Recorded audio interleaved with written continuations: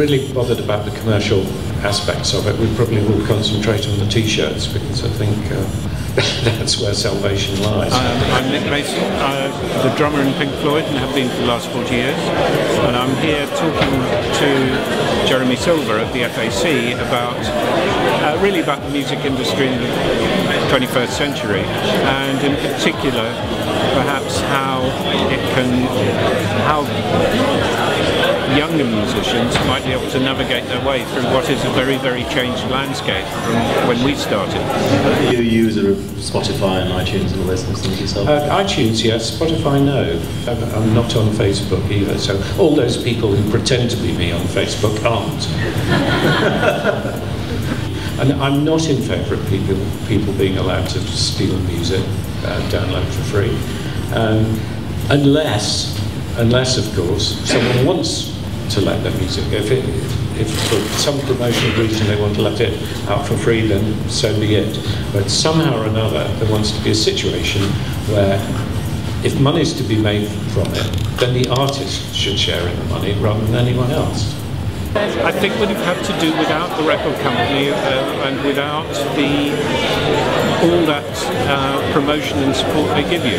I mean, and even with that, it took us 5 years to become actually commercially successful. I think we'd probably, after 15 years, we'd be wondering whether we'd really make it or not. But I think the way forward would have probably spent a lot more time working live, because that's where survival is. Again, going back to the old days, the way it operated was that there'd be a sort of general public interest in music anyway. Now, unfortunately, the general public interest in music is now all centred on the X Factor. People occasionally ask, how do you think you'd have fared on the X Factor? Well, I think we'd have been sort of pushed off after. I don't think we'd have even made it onto the telly. I think we'd have been in those sort of outtakes of the auditions. On the other hand, I think Elvis Presley probably would have. What we do seem to be finding is that in this, in the situation we are in now, one of the ways to help anyone with a career is the networking thing. It's the coalition is working together, joining up. And I think this is probably one of the best possible ways of doing it. I mean, as I say, I just popped into another seminar earlier with people talking, and it absolutely came across that people, even in that room, were making connections and that might be really helpful in the future. 2 years ago, Live 8, amazing kind of performance. Are we going to see you coming back and treading the boards and giving us another show sometime soon? Who knows? I think Live 8 hopefully was a sort of template of something we would do again.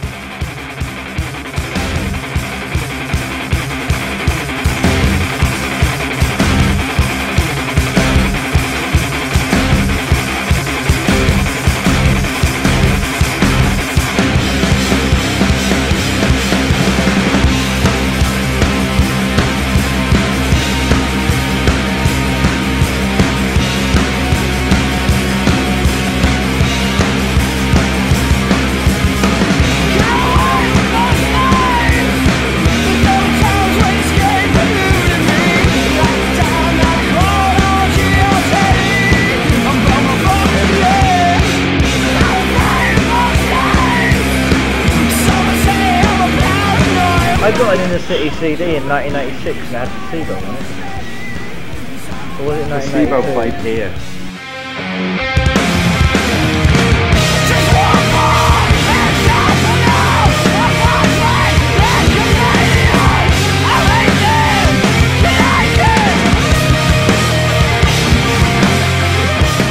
Were you surprised to be asked to play?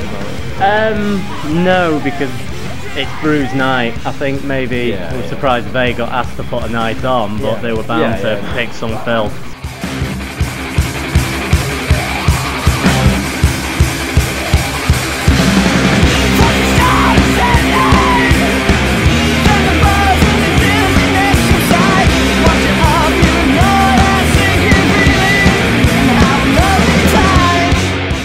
looking around at the carnage that is around here, what damage did you actually do? What can you point out and say we did that? I reckon someone unplugged this. Someone definitely unplugged that. Bastards. Someone put that on the floor. That's human play. Yeah. Thing on the floor. Shocking. Matt Reed managed to create a pool in Paul's pedal board. Oh really? Well. Here we go. Well. Matthew threw No way. Yeah, oh really? Threw a pint on the deck. Yeah, but wasn't it empty by the time it had got there? No, it was definitely empty.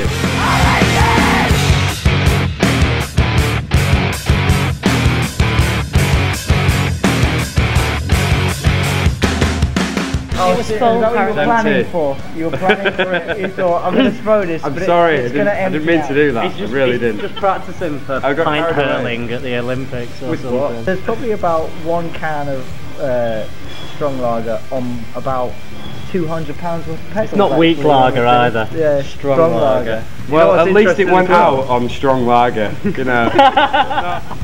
So yeah, we've basically wrecked our own equipment. We wrecked nothing apart from ourselves. Wrecked Manchester, wrecked in the city, wrecked the music industry, ruined everything for every band. We definitely did that. Broke it down from the inside. Fucked the police a bit. Yeah, did it all.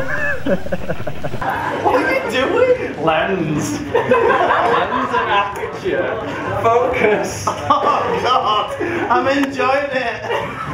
I was quite late to dubstep, really. I'm not one of these people who feels that that necessarily, you know, you win a gold star by being the very first person on every new scene. My name's Nick Halkes, and I've just been on the Unblocked Beats panel, where I was talking to Ben Turner and also Joe Oakley, who manages Pendulum, Chasing Status, Subfocus, was on the panel, as was Caroline Prothero, who manages David Guetta. It was very anecdotal. It was very much about our journeys and our personal histories, how it feels to be a manager, what it takes to be a manager, what it takes out of you to be a manager, the joys, the pains, the rewards, and it's specifically about dance music, so where dance music is going to next. We want to bring dance music to the level, I think we're almost there, where it's respected as a genre, as hip hop is, as rock is, in all its different forms and subgenres. I got my first job after coming to In the City 17 years ago, I believe it was. There seemed to be lots of young people in the audience. I'm going to check some panels myself. It was very influential for me, and I'm looking forward to seeing if it still is. I'm sure it is. I think that In the City is a really good opportunity for people who are engaged in all different areas of the music industry to connect. And it's a great format where you can be a sort of have a fledgling artist career and learn some stuff, but find yourself just sat next to the lawyer for a really big act, or next to the manager of somebody who's had global success. Second year in a row in the city, so you played last year as well. What's the difference for you between last year and this year?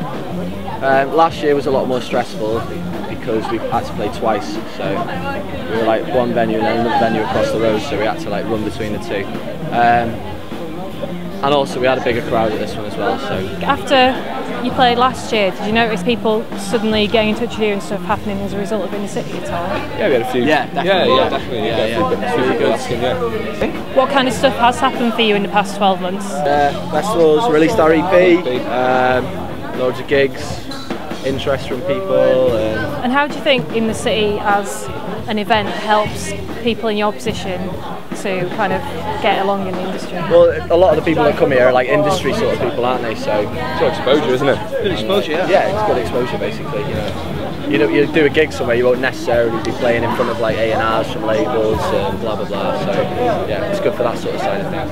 This is a band who played last year's In the City, but we had to get them back because they were easily one of the highlights. They've been massive favourites on the show for the last few months with the recent EP, through Blood and Biscuits and Holy Raw. I particularly like Miami Spider. I hope it's in the set tonight. Yes, excellent. It's in there. It's going to be a winner. Please put your hands together. Live for exposure next event at the Roadhouse in the city. Are you ready? It is.